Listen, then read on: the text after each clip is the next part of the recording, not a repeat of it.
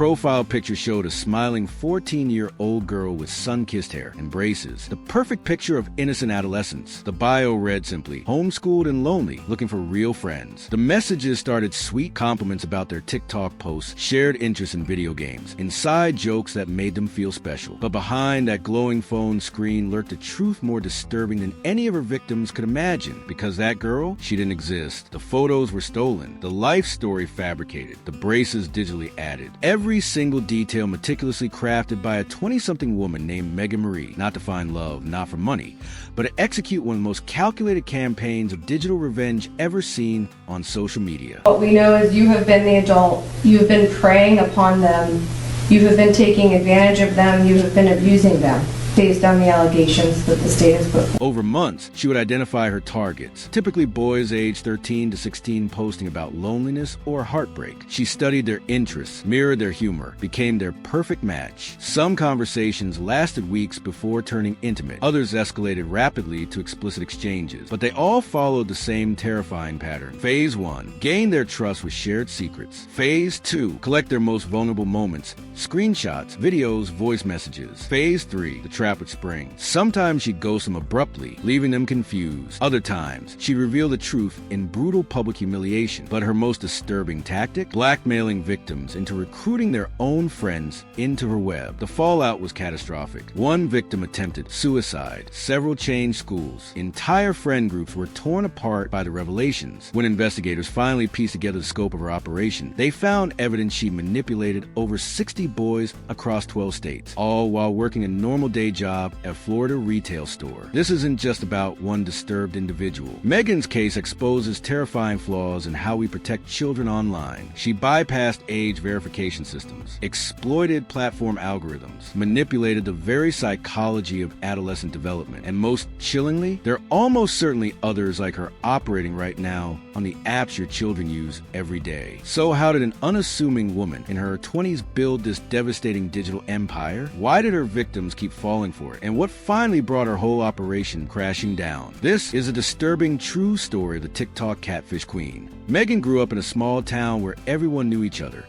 but no one really knew her on the surface. Just another quiet girl. But behind closed doors, something darker was taking shape. Classmates remember her as a target of whispers, not outright bullying, but the kind of slow, subtle exclusion that leaves invisible scars, the kind that makes you question your worth. And for Megan, the internet became her escape and eventually her weapon. By 15, she was already experimenting with fake accounts. At first, just pranks, then something more calculated. At 17, she created her first full catfish persona, a handsome college student, to trick older girls. When they exposed her, instead of walking away, something inside her snapped. This wasn't just about pretending anymore. It was about control, about revenge. And by her early 20s, she perfected her craft. She scoured the internet for the perfect faces. Real girls, preferably young influencers with private accounts, studied their speech patterns, their hobbies, even their family dynamics. Every detail meticulously planned. Because Megan wasn't just playing a role, she was building traps. But why boys? Why TikTok? The answer is as chilling as it is simple. Vulnerability. The algorithms serve her perfect victims. Lonely teens posting things like, "No one text me first," or "I'll never find a girlfriend." And Megan, she knew exactly how to exploit that pain. Some conversations lasted weeks, others months. All followed the same twisted pattern. Gain trust, collect secrets, then slam the trap shut, ghost them, blackmail them, or worst of all, publicly destroy them. For years, she got away with it, until one victim got suspicious, reversed her photo, and uncovered the truth. But by then, dozens of lives were already in ruins. Because Megan Marie wasn't just a catfish, she was a predator. And this was only the beginning. This wasn't just some teenage prank or harmless online fling. What Megan Marie orchestrated was something far more sinister. A calculated psychological operation designed to exploit, manipulate, and ultimately destroy vulnerable young boys. She didn't just create a fake profile, she built an entire digital persona. The braces, added in Photoshop. The homeschool backstory, fabricated to avoid real-world verification. Even the awkward mirror selfies were staged. Every single detail meticulously planned to appear authentic. She wasn't searching for just any boys. She specifically looked for those posting about loneliness, those commenting, "I'll die alone," those sharing sad songs at 2 a.m. The algorithm became her hunting ground, serving up vulnerable teens like offerings on a silver platter. Weeks of carefully constructed intimacy. She'd mirror their interests, laugh at their jokes, share secrets to create false trust. Then came the gradual escalation. First innocent compliments, statements, then flirty messages, then some she'd ghost abruptly, leaving them confused and heartbroken. Others she'd blackmail. Pay me $100 or I'll send these to your mom. But her signature move? The nuclear option, leaking everything publicly to destroy their reputations. By the time victims realized what happened, she was already gone. Deleted account, burner phones, VPNs routing through 3 different countries. She covered her tracks like a professional because in the digital world, she was one. This wasn't just catfishing. This was psychological warfare conducted through a smartphone. And the most terrifying part, for every Mega Marie that gets caught, how many more are still out there right now sliding into someone's DMs? This was never just about deception. This was about punishment. Every boy Mega Marie catfished wasn't just a target. He was a pawn in her twisted game of revenge. Her methods weren't random. They were calculated. First, the public humiliations, stitching crying selfies to leaked texts, captioning them, "Look who begged for nude." Then the mind games, ghosting them for weeks, only to slither back with a casual "missed you" just to watch them scramble. But Megan didn't stop at the boys. She went after everything. Friends, teams, even families. Anonymous messages to mothers. "Ask your son what he sent me." Church groups CC'd on confession, screenshots. She didn't just want them hurt, she wanted them exiled. The worst part? She documented it all. Spreadsheets rating their breakdowns. Voice recordings of their sobs saved like trophies. This wasn't some impulsive rage. It was clinical. A predator dissecting her prey. And it might have kept going if she hadn't gotten greedy. Reused photos, forgotten VPNs. But her victims? They carry prisons in their heads now. Anxiety that claws at their ribs. Trust that's been burned out of them. Some still whisper to therapists, "It was my fault." Because that's the thing about revenge. It doesn't heal you. It just turns you into something worse. And Megan Marie? She's not the only one playing this game. When Megan Marie's digital house of cards finally collapsed, it wasn't with a bang, but with a single pixel. One mismatched freckle. One reverse image search. And just like that, the predator became the prey. First came the whispers, then the screenshots, then the viral threads connecting dots across states. Boys who thought they'd been talking to different girls realized they'd all been dancing to the same puppeteer strings. The algorithm that had been her hunting ground turned against her. Reports flooded in. Account got banned. But Megan had made one fatal mistake. She'd kept trophies. What investigators found wasn't just evidence. It was a shrine to cruelty. Ratings of how hard each boy cried. Voice memos of their breakdowns. And worst of all, a list of next victims with their vulnerabilities already circled. For the boys she targeted, the damage didn't end when she got caught. One quit baseball after his team saw the leaked videos. Another dropped out, convinced he'd ruined his life. The cruelest twist? Most still blamed themselves. The system failed them at every turn. Misdemeanor charges, probation, a restraining order that barely covered 3 zip codes. The message was clear. What happened to these boys didn't count as real harm. Today, her victims still flinch at notification sounds, still reverse search every profile pic, still sleep with their phones in locked drawers. And Megan? She's likely out there, under a new name, on a new app, already sliding into someone's DMs. Because in the digital Wild West, the outlaws always get a second chance. Their victims don't. We like to think we'd spot a predator, that we're too smart, too careful. But Megan Marie's victims? They were just like you, just like your brother, just like your son. And that's what makes this story so terrifying. It could happen to anyone. The internet isn't just a place anymore. It's the air we breathe. And predators like Megan, they've learned to swim in it better than we have. No typos, no awkward phases, no group photos where someone's eyes are half closed. Real teens are messy. Catfish profiles are curated museums. Every detail polished to disarm suspicion. 3 days from hey to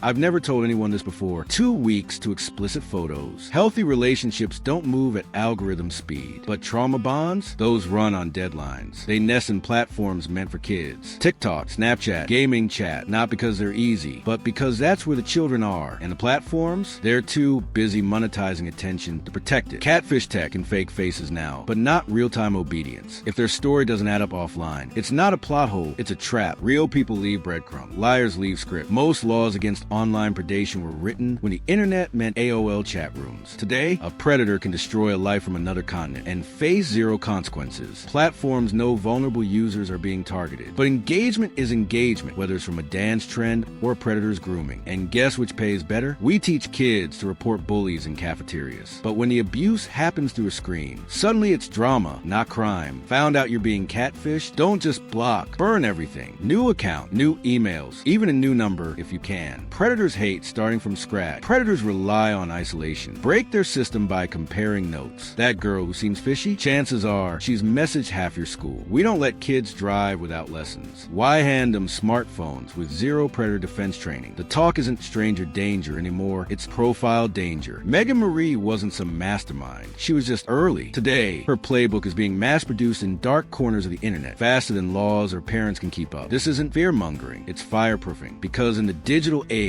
the only thing more dangerous than a predator is thinking it couldn't happen to me. Megan Marie is off the internet now, at least under that name. Probation, therapy, a restraining order that barely covers 3 zip codes. On paper, the system worked. In reality, the damage can't be undone with a court date. Her victims didn't get closure. They got panic attacks when their phones buzzed. They got trust issues that bled into real relationships. They got a lifetime of double-checking every profile, every DM, every smile from a stranger. Before Megan's case even went cold, forums were dissecting her methods. The Marie Playbook now has its own Wikipedia page. Teenagers treat it like a dark joke until they become the punchline. The apps that enable her, they updated their community guidelines, added new reporting options, then quietly rolled back moderation teams to cut costs. The house always wins. We warn kids about stranger danger at parks, but hand them unrestricted internet access at 10. We're fighting 2024 predators with 1994 parenting and wondering why we're losing. That cute girl from the basketball game, if her photos appear on a stock image site or Brazilian influencers' deleted blog, that's not coincidence. That's a hunting license. No clear video calls after a month. Bad Wi-Fi is the oldest catfish excuse in the book. Demand they hold up 3 fingers or touch their nose. Deep fakes can't improvise, yet real people leave breadcrumbs. Fake ones follow scripts. If their story doesn't add up offline, it's not a plot hole, it's a trap. Most cybercrime laws were written when going online meant dial-up tones. Today, a predator can destroy a life from another continent and face misdemeanor charges at best. Platforms know vulnerable users are targeted, but engagement is engagement, whether it's from dance trends or predators. And guess which group monetizes better? We teach kids to report bullies in cafeterias. But when the abuse is digital, suddenly it's drama, not crime. Found out you're being catfished? Don't just block. Burn everything. New accounts, new emails. Predators hate starting from scratch. Predators rely on isolation. Shatter their system by comparing notes. That girl who seems off, she's probably messaged half your school. We don't hand kids car keys without driver's edition. Why give them smartphones with zero predator defense training? The talk isn't stranger danger anymore, it's profile danger. Megan Marie wasn't unique. She was just early. Today, her playbook is mass-produced in encrypted chats, faster than laws or parents can keep up. This isn't fear-mongering, it's fireproofing. Because in the digital age, the only thing more dangerous than a predator is thinking it couldn't happen to me. Stay safe, stay skeptical. And remember, the most dangerous predators don't hide in shadows. They hide in plain sight.